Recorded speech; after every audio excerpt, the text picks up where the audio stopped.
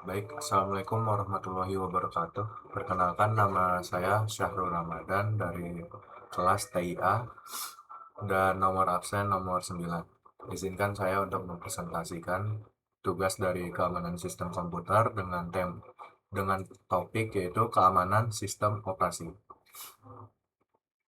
Baik. Jadi di agenda presentasi ini nanti ada tiga, ada di arsitektur, protection, sama secure kernel.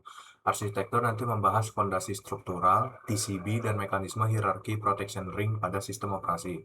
Untuk protection sendiri, eksplorasi kontrol akses, DAC, MAC, isolasi memori, dan teknik sandboxing aplikasi. Dan untuk secure kernel nanti ada keamanan inti sistem, proses secure boot, verifikasi hardware, dan peran TPM. Urgensi keamanan OS. Sistem operasi adalah jembatan utama antara perangkat keras dan aplikasi pengguna. Keamanan OS menentukan keamanan seluruh ekosistem data. Pemisahan data menjamin isolasi antar pengguna. Integritas sistem mencegah perubahan tidak sah pada inti sistem. Dan ketersediaan menjamin layanan tetap berjalan lancar. Oke, yang pertama ada security architecture OS. Trusted Computing Base atau TCB. TCB mencakup semua komponen perangkat keras, perangkat lunak, dan firmware yang krusial untuk menegakkan kebijakan keamanan. Prinsip utamanya itu TCB harus sekecil mungkin agar mudah diverifikasi dan meminimalisir celah serangan. Seperti yang bisa dilihat di gambar, di situ ada user space atau bagian yang hanya bisa dilakukan oleh user, dan ada kernel space. Lanjut ada konsep reference monitor. Yang pertama ada always invoke. Setiap permintaan akses oleh subjek terhadap objek harus selalu dimonitor tanpa kecuali. Habis itu ada tamper-proof. Reference monitor harus terlindungi dari modifikasi ilegal oleh entitas atau proses luar. Habis itu ada verifiable. Kode harus cukup sederhana untuk diverifikasi secara matematis atau teknis sebenarnya. Terus selanjut ada hierarchical protection rings. Jadi ada empat nih, ada ring kernelnya, ring 0, 1, 2, dan 3. Mekanisme isolasi tingkat hardware yang membagi hak istimewa ke dalam lingkaran konsentrasi. Ring 0 yaitu kernel mode yang paling istimewa. Ring 1 dan 2 driver perangkat atau bagian tengah. Dan ring 3 adalah user mode, itu yang paling terluar, itu aplikasi. Mekanisme separation. Ada fisikal, pemisahan menggunakan perangkat keras yang berbeda secara fisik. Ada logikal, pemisahan melalui instruksi OS seperti virtual memory. Dan ada temporal, eksekusi proses pada waktu yang berbeda untuk menghindari interferensi. Prinsip least privilege. Definisinya memberikan hak akses seminimal mungkin yang diperlukan untuk menjalankan suatu tugas. Tujuannya adalah membatasi kerusakan yang mungkin terjadi akibat kesalahan atau penyalahgunaan akun. Dan implementasinya pemisahan antara user biasa dan akun administrator. Oke, selanjutnya ada protection mechanism. Akses kontrol DAC, perbedaan akses kontrol DAC dan MAC. Aspeknya dari kendali akses, DAC sendiri ditentukan oleh pemilik data, sedangkan MAC ditentukan oleh kebijakan sistem. Untuk kekakuan, DAC itu fleksibel dan user driven, sedangkan MAC itu sangat kaku dan admin driven. Jadi kayak berfokus pada admin. Untuk contohnya itu ada DAC itu ada Windows dan Linux file permission, sedangkan untuk MAC ada Shell Linux dan App Armor. Untuk role based access control, akses berbasis peran, izin diberikan kepada role bukan kepada individu. Pengguna kemudian ditugaskan ke peran tersebut. Jadi hierarkinya user, role, permission, object. RBAC mempermudah administrasi sistem skala besar dengan ribuan pengguna karena perubahan izin hanya perlu dilakukan pada tingkat role. Ada mekanisme autentikasi modern. Untuk single password itu keamanannya sangat rentan, masuk rentan.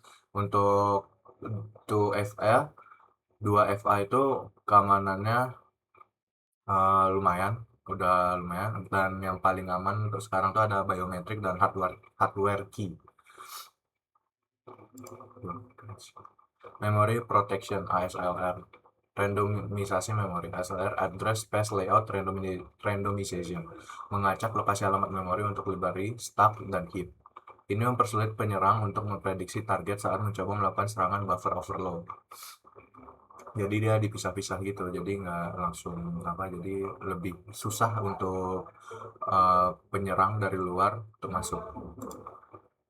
Untuk memory protection DEP, pencegahan eksekusi. DEP menandai area memori tertentu sebagai non-executable.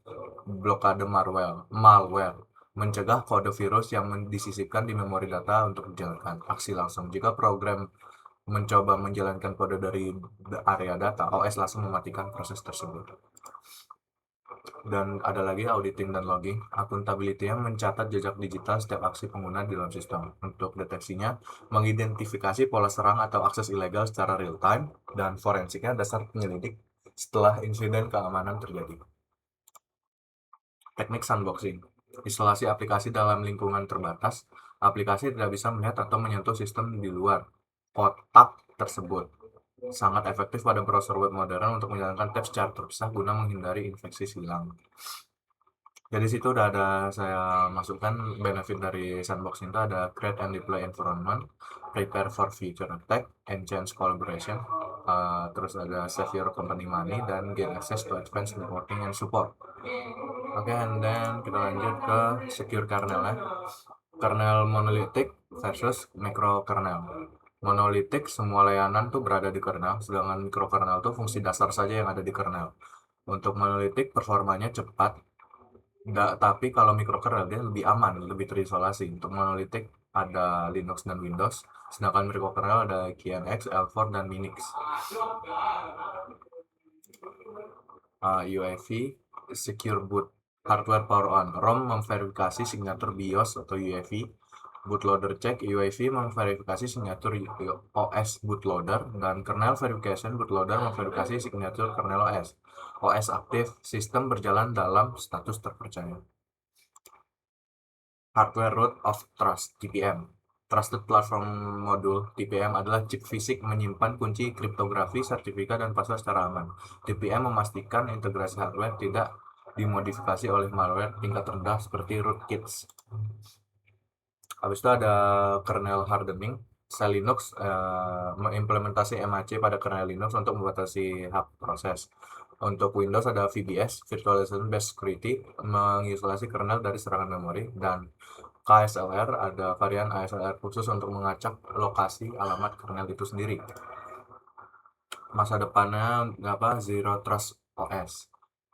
Peralihan paradigma, never trust, always verify. Tidak ada proses yang dianggap aman secara default.